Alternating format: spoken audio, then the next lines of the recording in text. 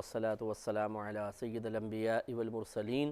اما بعد فاعوذ باللہ من الشیطان الرجیم بسم اللہ الرحمن الرحیم۔ الحمدللہ الہادی پروگرام میں ریاکاری سے متعلق جو دینی رہنمائی ہے، جو شرعی رہنمائی ہے، جو قرآن ہمیں رہنمائی فراہم کر رہا ہے، اس پہ کلام چل رہا تھا، اور میں نے گزشتہ 2 پروگرامز میں آپ کو ریاکاری کے بارے میں تفصیلی کلام کر کے بتا دیا کہ اللہ تبارک و تعالیٰ سے جن نیک اعمال کے ذریعے انعام حاصل کیا جا سکتا ہو، ان نیک اعمال سے اللہ کا قرب حاصل کیا جا سکتا ہو، اخروی فلاح اور کامرانی کا حصول ممکن ہو سکتا ہو، اسے اللہ کے بجائے مخلوق کو دکھانے کے لیے عمل کرنا، مخلوق کو دکھانے کے لیے وہ عمل کرنا، یا عمل کرنے کے بعد اسے مخلوق کو سنا کر اس کو گویا کہ اپنے عمل کو کیش کرنا، یہ ریا و سمعہ کہلاتا ہے۔ اگر دکھاوے کے لیے کریں گے تو اس کو ریا کہتے ہیں، اور کر کے سنائیں گے تو اس کو سمعہ سے تعبیر کر دیا جاتا ہے۔ اور ریا و سمعہ اگر اس لیے ہو کہ نیک عمل سے مخلوق کو راضی کرنے کا ارادہ ہے، دنیاوی فائدے حاصل کرنا مقصود ہے، تو یہ گناہ ہے، حرام ہے، کیونکہ اس کی مذمت قرآن عظیم میں کئی مقام پر آئی ہے۔ آپ کو یاد ہوگا میں نے پچھلے پروگرام میں سورہ بقرہ کی آیت آپ کی خدمت میں عرض کی تھی، آیت نمبر 264 تھی، جس میں اللہ تبارک و تعالی نے ارشاد فرمایا تھا کہ اے ایمان والو، اپنے صدقات کو احسان جتا کر اور سامنے والے کو اذیت پہنچا کر اس طرح ضائع نہ کرو جیسے لوگوں کو دکھانے والا اپنے عمل کو دکھا کر ضائع کر دیتا ہے۔ آیت کا یہ مفہوم ہم نے آپ کی خدمت میں عرض کیا تھا۔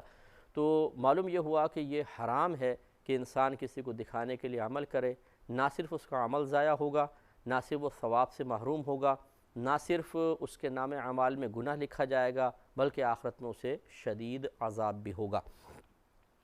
تو ابھی جو ہم پچھلے پروگرام میں آیت عرض کر رہے تھے، سورہ نساء کی آیت نمبر 142 ہے، جس میں اللہ تبارک و تعالیٰ نے منافقین کے بارے میں ارشاد فرمایا کہ یہ اپنے نفاق کو چھپا کر یہ سمجھتے ہیں کہ دل میں ہم منافق ہیں، دل میں ہم کافر ہیں، زبان سے کلمہ پڑھ رہے ہیں تو شاید معاذ اللہ ثم معاذ اللہ تبارک و تعالیٰ دھوکے میں مبتلا ہو جائے گا۔ اور بعضوں نے کہا کہ یہاں ذکر اللہ تعالیٰ کا ہے، مقصود یہ ہے کہ یہ اللہ کے رسول کو دھوکہ دینا چاہتے ہیں، تو اللہ کے رسول کو دھوکہ دینے کا ارادہ گویا کہ اللہ تبارک و تعالیٰ کو ہی دھوکہ دینے کا ارادہ ہے، اور یہ لوگوں کی بے وقوفی ہے، اس لیے کہ اللہ تعالیٰ کو دھوکہ دینا ممکن ہی نہیں ہے، وہ قلبی خطرات پر آگاہ ہے، اور رسول کو دھوکہ دینا اس لیے مشکل ہو سکتا ہے کہ اللہ تبارک و تعالیٰ کثیر مرتبہ ایسا ہی ہوتا ہے کہ جو نبی کے سامنے دشمن ہوتے ہیں، اس زمانے کے منافقین وغیرہ ہوتے ہیں، اللہ تبارک و تعالیٰ ان کے بارے میں سب باتیں اپنے حبیب کو بتا دیتا ہے، جیسے کہ ان منافقین کے بارے میں مسلسل آیات کا نزول ہوتا رہا، اور نبی کریم صلی اللہ علیہ وسلم کو ان کی ہر جو پوشیدہ سازش تھی یا خفیہ جو یہ کام کر رہے تھے وہ سب ظاہر کر دیے جاتے تھے، اور یہ منافقین ذلیل و خوار ہوتے تھے۔ اور پھر اللہ تعالیٰ نے فرمایا ذرا مسلمان بھائی اور بہنیں تھوڑا سا اس آیت کریمہ پر غور و تفکر کریں، خصوصاً ہمارے ینگسٹرز جو ہیں، جو اسکولز میں پڑھتے ہیں، کالجز میں پڑھتے ہیں، یونیورسٹیز میں زیر تعلیم ہیں، لڑکے لڑکیاں، یہ جب نماز پڑھنے کھڑے ہوتے ہیں، جیسے گھر سے سختی ہے کہ بھی نماز پڑھو، تو بعض اوقات بہت ہی تنگ دلی کے ساتھ نماز پڑھتے ہیں۔ گھر والے عید کی نماز کے لیے دھکے دے دے کے نکالتے ہیں کہ بدبختو عید کی نماز تو پڑھ لو، تو پھر اٹھ کے چلتے ہیں، اور ارے یار کیا مسئلہ، اتنی گہری نیند آ رہی تھی، پوری رات جاگتے رہے ہیں، اور یہ عید کی نماز بھی بڑا مسئلہ ہے، اتنے لمبے لمبے خطبے پڑھتے ہیں مولوی صاحب۔ اسی طرح جمعے میں بعض اوقات انہیں دھکے دے دے کے نکالا جاتا ہے، اور یوں ہی بعض بچیاں ایسی ہوتی ہیں کہ جن کے کوئی ڈرامے چل رہے ہوتے ہیں، کوئی اور سہیلیاں وغیرہ آ گئیں تو ان کے لیے نماز پڑھنا وہ سمجھتی ہیں بہت ہی دشوار ہے، اور اگر وہ پھر والدہ کی نصیحت بھری آواز جو اس وقت بہت ہی ناگوار لگ رہی ہوتی ہے اسے قبول کر بھی لیتی ہیں، تو بے دلی کے ساتھ کھڑے ہو کے جلدی جلدی بس سجدے کیے اور پھر اپنے اس مقام پہ پہنچ گئے جہاں پہ نفس کو مزہ آ رہا تھا۔ تو یاد رکھیں کہ یہ منافقین کا طریقہ ہے کہ جب اذان ہوتی تھی تو یہ بس سر پکڑ لیتے تھے کہ اف اب ہمیں جانا پڑے گا مسجد کے اندر، تو بہت سے تو پہنچتے نہیں تھے۔ انہی کے بارے میں بخاری کی روایت رحمت کونین صلی اللہ علیہ وسلم نے ارشاد فرمایا کہ جو لوگ نماز سے یعنی جماعت سے پیچھے رہ جاتے ہیں تو میرا دل چاہتا ہے کہ میں کسی کو اپنی جگہ امامت کے لیے کھڑا کر دوں، اور پھر کسی کو اپنے ساتھ لے کر جاؤں اور لکڑیوں کا گٹھا لے کر جاؤں، اور جو نماز سے پیچھے رہ جاتے ہیں ان کے گھروں کو آگ لگا دوں۔ ہمارے آقا صلی اللہ علیہ وسلم رحمۃ للعالمین ہیں، لیکن ان منافقوں کی ان حرکات کو سرکار شدید ناپسند فرماتے تھے، لہٰذا انہی کے ایک وصف یہ ذکر کیا گیا کہ جب یہ نماز کا ارادہ کرتے ہیں تو نماز میں بہت ہی تنگ دلی کے ساتھ کھڑے ہوتے ہیں، اور یہ قطعاً غیر مناسب ہے۔ اسی طریقے سے ہم نے دیکھا ہے مسجدوں میں شبینے وغیرہ ہوتے ہیں۔ پہلی بات تو یہ کہ جس طرح کا مکروہ طریقہ ہمارے شبینوں کے اندر آج کل اختیار کیا جاتا ہے، اس پہ ثواب نہیں بلکہ عذاب مرتب ہو سکتا ہے، کیونکہ پوری رات میں بعض اوقات قرآن ختم کرنا یا 3 راتوں میں قرآن ختم کرنا ہے، اس میں قاری صاحب یعلمون تعلمون کے علاوہ کچھ سمجھ میں نہیں آ رہا ہوتا، تیز قرآن پڑھ رہے ہوتے ہیں۔ تو بھائی کس نے کہا کہ اس طرح تیزی سے قرآن ختم کر کے آپ اللہ تعالیٰ کی رحمت حاصل کر سکتے ہیں؟ اتنا تیز قرآن پڑھنا کہ لفظ چپ جائیں، مدات وغیرہ آپ پورے نہ کھینچ سکیں، الف مدہ، واو مدہ، یا مدہ، تو یہ لحن جلی کہلاتا ہے، یعنی بڑی غلطی کہلاتی ہے جو حرام ہے، اور اس میں بعض اوقات معانی کا فساد بھی پیدا ہو جاتا ہے۔ تو جتنے جو کمیٹیاں اس طرح کے حافظوں کو کھڑا کر کے 3 دن میں 4 دن میں تیزی سے قرآن ختم کروا رہے ہیں اور کچھ سمجھ میں نہیں آ رہا کیا پڑھ رہے ہیں، وہ کمیٹیاں بھی قابل گرفت ہیں، یہ حافظ قرآن بھی قابل گرفت ہیں، اور جو پیچھے کھڑے ہیں ان کی بھی گرفت کے امکانات ہیں کہ وہ کیوں ان کی حوصلہ افزائی کر رہے ہیں۔ اس طریقے سے قرآن ختم نہیں ہوتا۔ ہاں اگر کوئی قاری صاحب بالکل دھیمے لہجے کے اندر مناسب رفتار سے پڑھ رہے ہیں تو پھر 3 دن میں 4 دن میں ختم کرنا منع بھی نہیں ہے، لیکن 3-4 دن میں پھر کیسے قرآن ختم ہوگا؟ جب بالکل جیسا شریعت چاہتی ہے ویسا پڑھیں گے تو پھر یقینی سی بات ہے 3-4 دن میں ختم نہیں ہو سکتا۔ یہ تو بس یعلمون تعلمون کی آوازیں آئیں گی کان کے اندر تو پھر ختم ہو سکتا ہے۔ اب اس میں نے یہ دیکھا ہے کہ ایک تو یہ طریقہ کار غلط، دوسرا نوجوان جو ہیں، نوجوانان ملت کہ جو مطلب ابھی جوانی کی حالت میں ہیں لیکن بڑھاپا ان پہ جوانی کے اندر ہی طاری ہو گیا ہے، یہ مسجد کے صحن میں بیٹھ کے خوش گپیوں میں لگے ہوتے ہیں، اندر رکعت چل رہی ہے، بیٹھے ہوئے باتیں کر رہے ہیں، اب جیسے ہی قاری صاحب کی سنی اللہ اکبر، وہ رکوع میں گئے تو یہ بھاگ بھاگ کے آتے ہیں اور سب کے سب پھر صفوں میں شامل ہو جاتے ہیں، اور یہ رکعت گویا کہ مل گئی ان کو رکوع میں، اگلی رکعت ساتھ پڑھ لیتے ہیں۔ تو یہ جو پیچھے بیٹھے ہوئے ہیں اور جیسے رکوع میں گئے بھاگ کر آ رہے ہیں، یہ بھی اسی کے تحت آتا ہے قاموا کسالى، کہ وہ اس طرح کھڑے ہوتے ہیں کہ تنگ دلی کے ساتھ، بے دلی کے ساتھ، یعنی جب آدمی نماز میں کھڑا ہوتا ہے تو اللہ تبارک و تعالیٰ کی گویا کے بارگاہ میں ہے، اب آپ پیچھے بیٹھے ہوئے خوش گپیاں کر رہے ہیں تو آئے کیوں ہیں آپ؟ کس لیے نماز پڑھنے آئے ہیں؟ اگر اللہ کو راضی کرنا مقصود ہے تو پھر یہ طریقہ کار تو نہیں ہے کہ آدمی پیچھے بیٹھا ہوا ہے، قاری صاحب لگے ہوئے ہیں، حافظ صاحب، اور پھر آخری ٹائم میں فوراً آ کر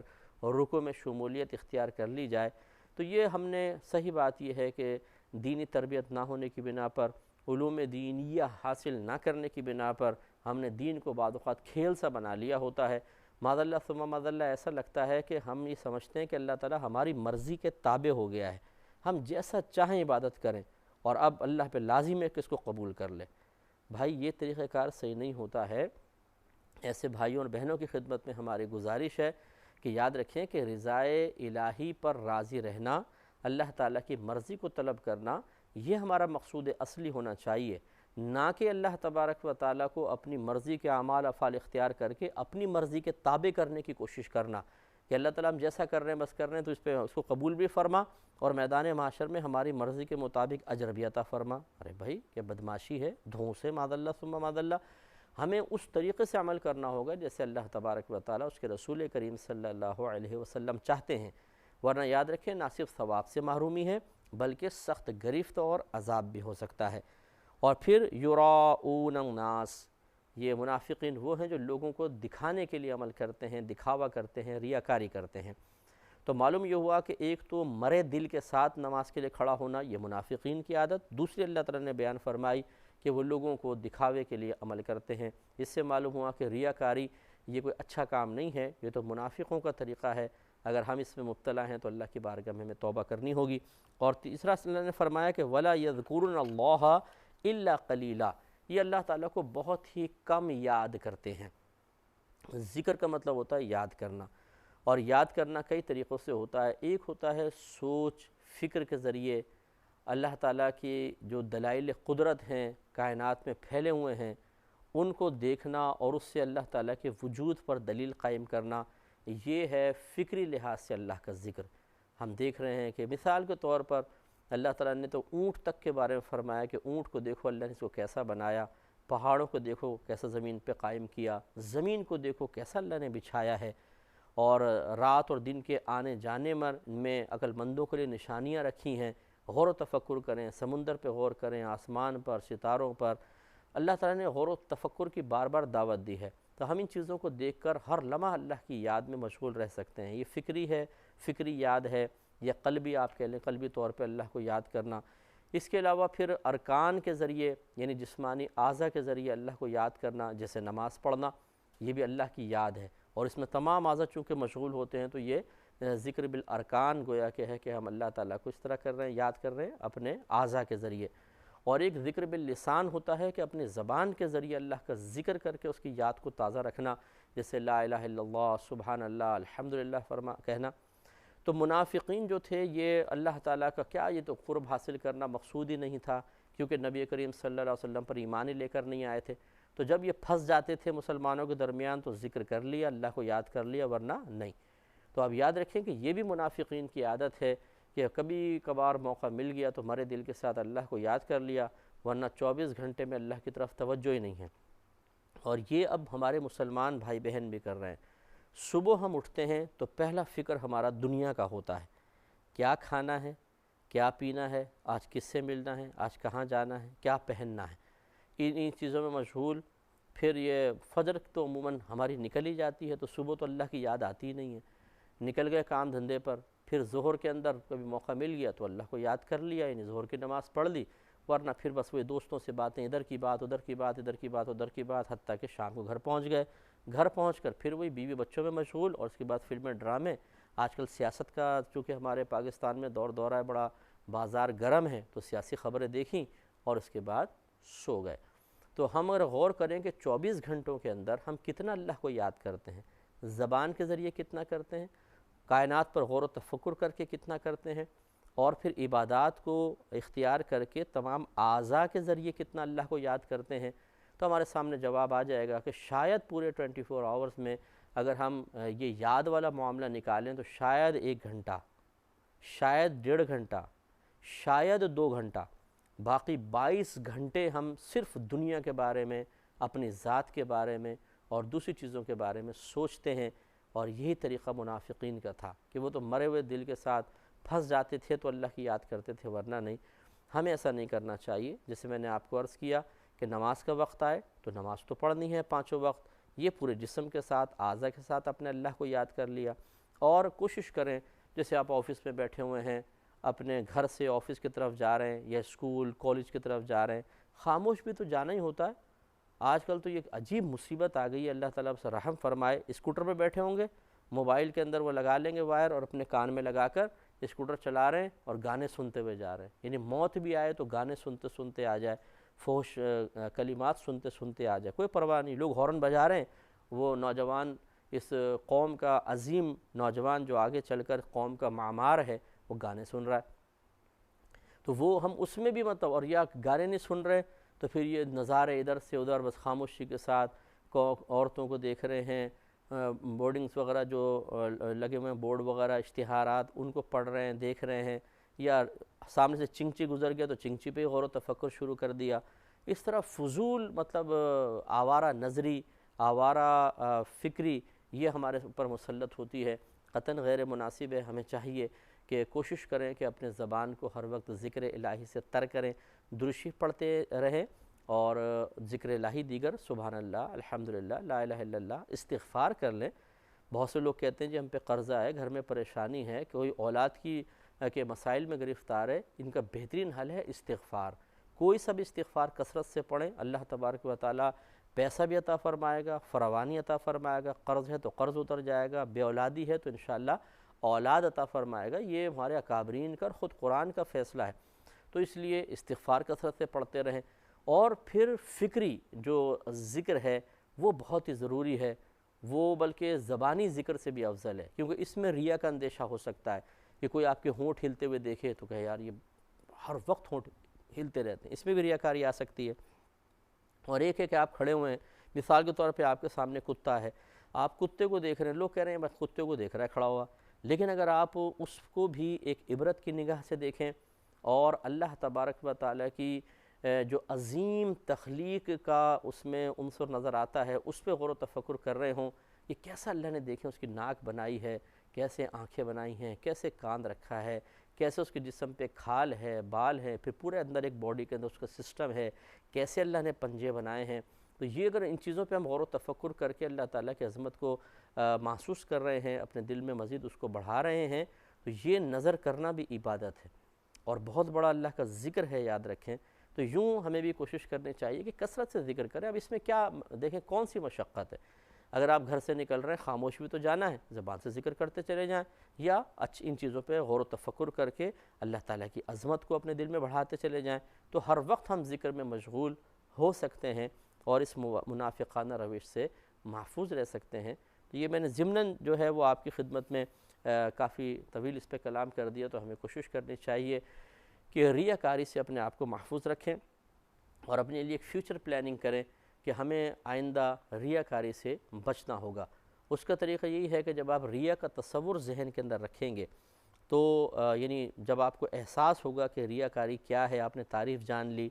اور آپ نے اپنی نیت کا محاسبہ کرنا شروع کر دیا، کہ مثال کے طور پہ آپ نماز پڑھنے لگتے ہیں، جیسے بہت سے نوجوان ہوتے ہیں، ہم نے دیکھا ہے فٹ پاتھ پہ بیٹھ کے باتیں کر رہے ہیں، اذان ہو گئی، اب ان کے گھر میں ایک ماحول ہوتا ہے کہ سب نماز پڑھتے ہیں، تو وہ اٹھ کے اب نماز پڑھنے چلا، تو فوراً اپنی نیت پہ غور کرے اٹھنے سے پہلے، کہ ایسا تو نہیں کہ میں اٹھتے ہوئے اللہ کی رضا کے ساتھ ساتھ یہ ارادہ بھی کر لوں کہ سارے مجھ سے میرے جانے کے بعد متاثر ہو جائیں اور میرے بارے میں پازیٹیو باتیں کرنا شروع کریں کہ یار یہ بڑا متقی لڑکا ہے، دیکھو ہمارا تو دل ہی نہیں چاہ رہا یہاں سے اٹھنے کو، اور یہ ہمارے درمیان سے اتنی خوشکن باتوں کو چھوڑ کر اللہ کے لیے چلا گیا، یہ مجھ سے متاثر ہو جائیں، میرے لیے دو تعریفی جملے کہہ دیں۔ اگر یہ ہے تو ریاکاری ہو جائے گی۔ تو اس لیے اٹھنے سے پہلے اپنی نیت کا محاسبہ کہ نہیں صرف اللہ کے لیے، ان کی تعریفوں سے مجھے کیا فائدہ ہوگا، میرا رب راضی ہو جائے تو ان کے قلوب میری طرف پھیر دے گا، اور اگر میرا اللہ مجھ سے ناراض ہو گیا تو میں ان کو کتنا بھی اپنی طرف مائل کروں، اللہ تعالیٰ سب کے دل مجھ سے دور کر دے گا۔ تو پھر اس طرح جب محاسبہ شروع ہو جائے گا